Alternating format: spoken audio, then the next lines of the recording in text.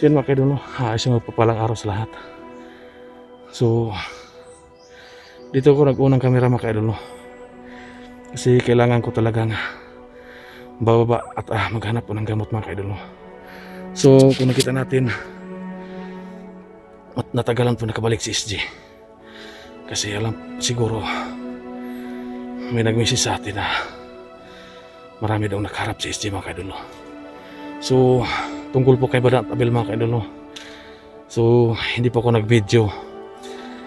May location po akong pinaglagyan sa kanila mga kaidol. So nakita ko parang safety sila mga kaidol, kaya hindi ako nag-video para hindi nila matrace kung saan ko iniwan yung si Badan at saka si Abel mga kaidol. So huwag kayo mag-alala mga kaidol, kasi hindi ako pwedeng hanap ng paraan para makakuha ng gamot mga kaidol, kasi palala po ang sitwasyon nilang dalawa.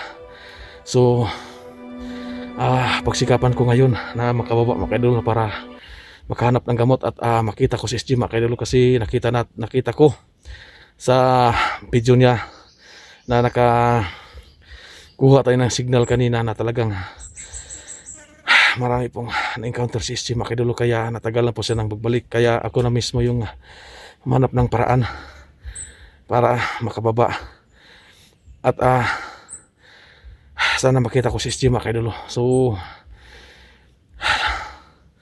wag po tayo mag-alala sa dalawa mga kaidol, kasi nasa safety ko siyang location nilagay. So hindi pa sila masyadong makalakad mga kaidol. So talagang hanap ako ng paraan, hindi po ako pwedeng maghintay lang mga kaidol, kasi hindi ko alam kung anong kailan babalik si SG mga kaidol, kasi nakita natin na grabe talaga yung encounter na nasugupan niya mga kaidol. So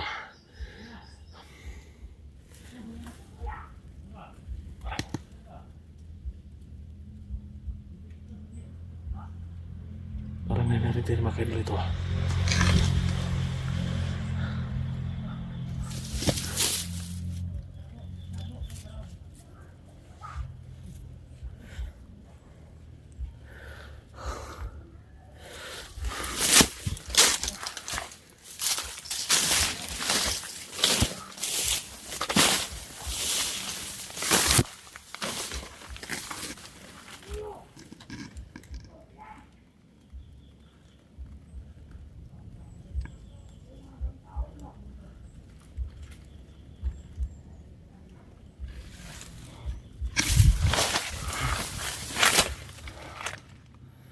Sin mga kaidol, may narinig tayo mga ingay dito mga kaidol, kasi nakita natin sa mga previous upload ni SG mga kaidol na may gusto silang tulungan na isang batang bandido, yung si Rex mga kaidol, kasi yun ang batang yung tumulong kay Alpha Charles.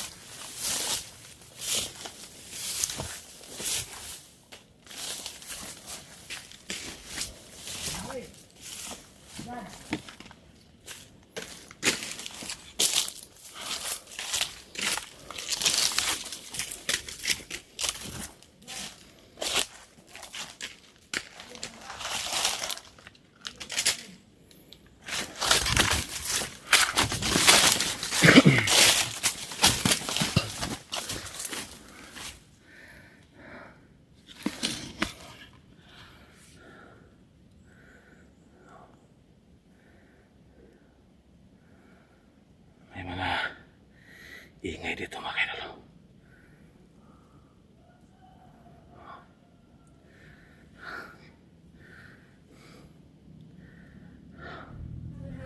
So yun mga kaidol, naintindihan po natin kung bakit matagal nakabalik si SG mga kaidol.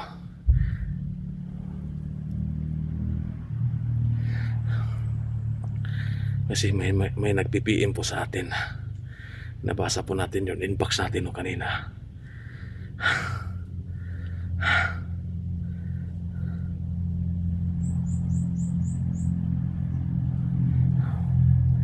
Marami pong na-encounter si SG.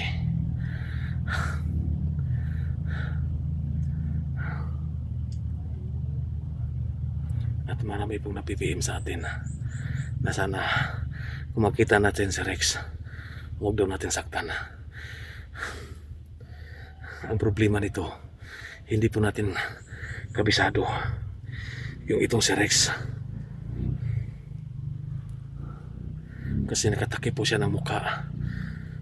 May nagsend po sa atin nakatakip ng muka po mga kaidolo. Pero nakita natin sa mga bandido dito, halos lahat nakatakip ng muka. Kaya mahirapan tayo makatrace at maprove natin kung si Rex ba yung masagupan natin. Baka magkamala natin. Yan ang problema po natin mga kaidolo.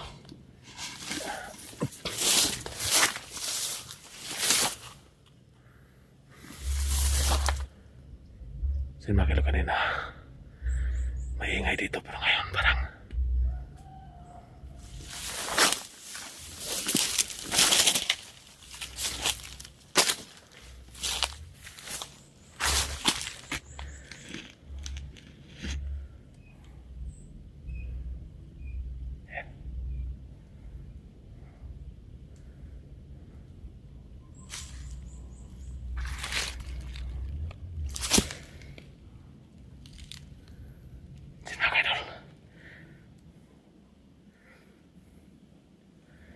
may mga batak tayo ng dugo nakita dito.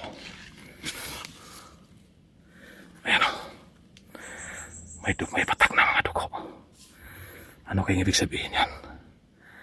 Briskong dugo yan mga kaidol. Baka may sugatan dito. Kasi nakita natin may batak ng dugo. So, may sugatan dito. Siguro ito yung parang may sumisigaw dito kanina.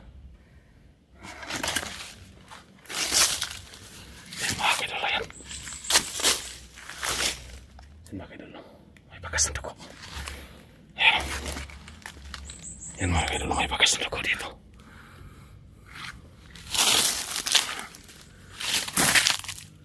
Ayan. Yan mga kaidolo.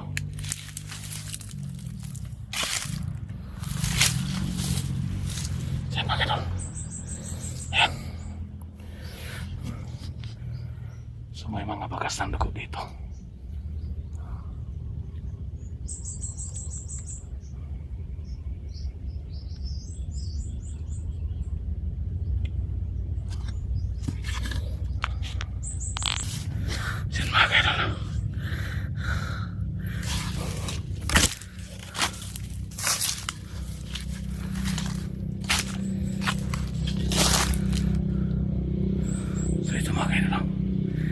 Napakarami bakas ng dugo dito.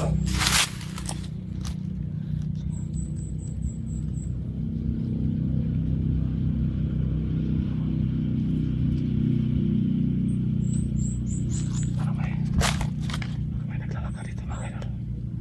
Parang hindi napapansin tayo dito yan o. Wow, dugo dito mga kaidol.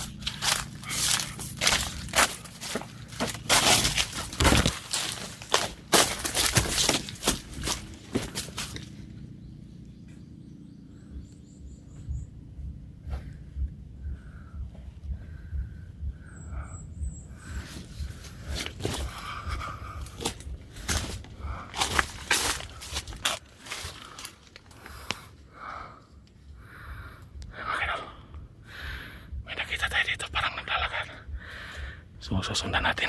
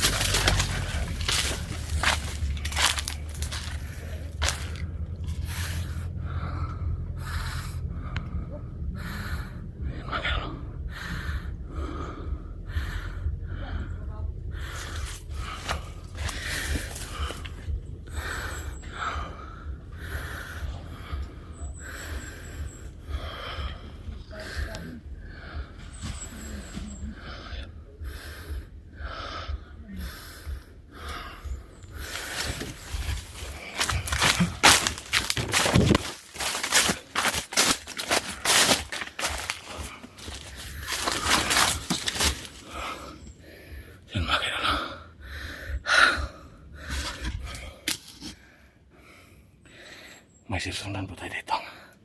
Nakita natin.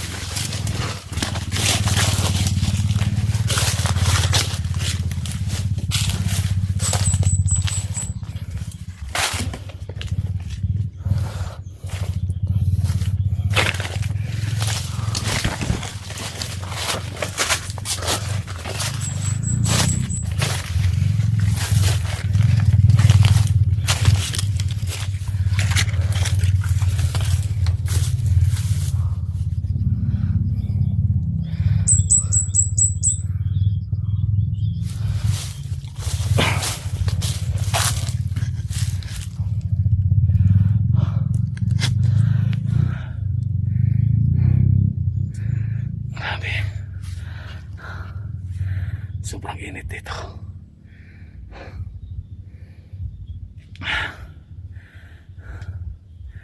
Kasi yung direksyon po ng dugo parang dito banda.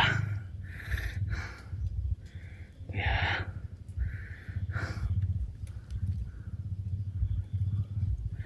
Baka may sugatan dito.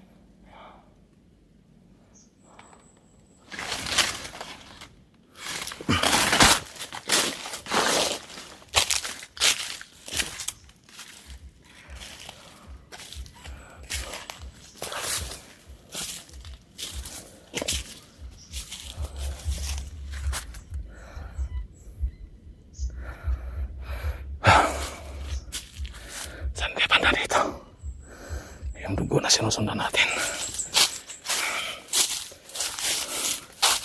Tingnan natin dito. May sugatan dito.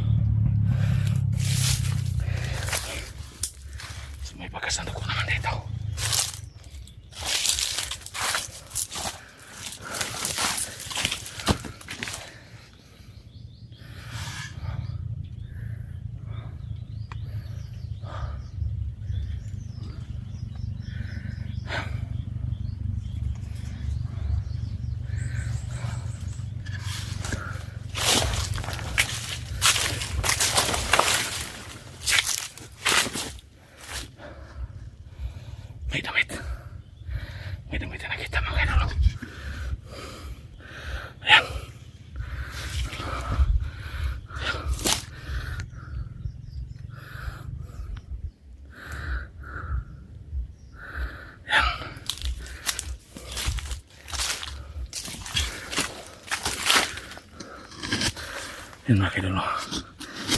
May isang damit tayo. May damit tayo nakita dito. Parang duguan na damit. Ano kayang ibig sabihin nito? Yan mga kaidol. Yan. May isang damit na may dugo.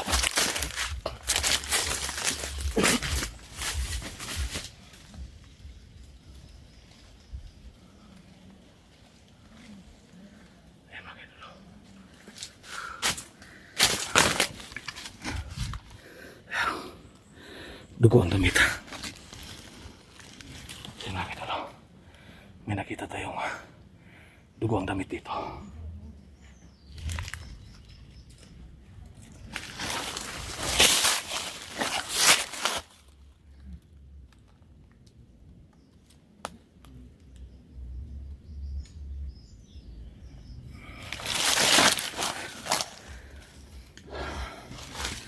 Yan makita daw. Dugo ang damit. Ayan. May dugo ang damit nakita dito. So, may sugatan dito.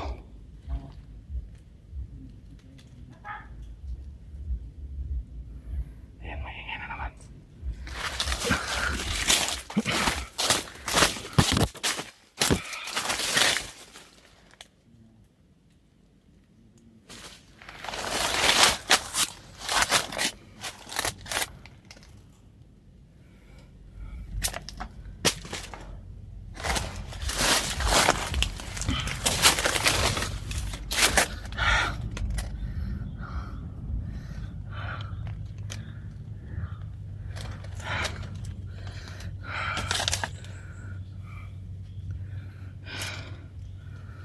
Yan mga kaidol.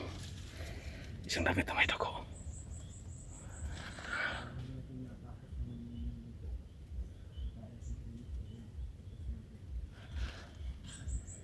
Parang may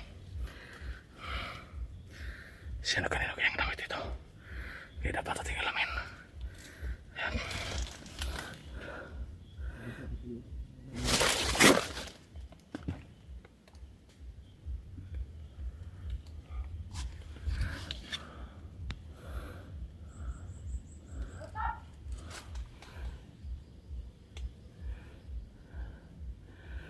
Yan mga kaidol. Dito banda. Dito may nakita tayong damit dito na may dugo. So hindi kalayuan. May narinig naman tayo mga ingay. May nagsisigawan na naman. So magmasid muna tayo dito.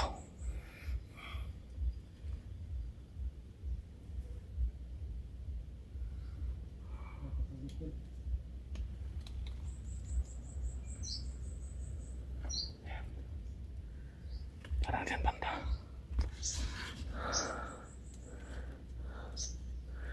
Parang dyan banda may nag-iingay dyan.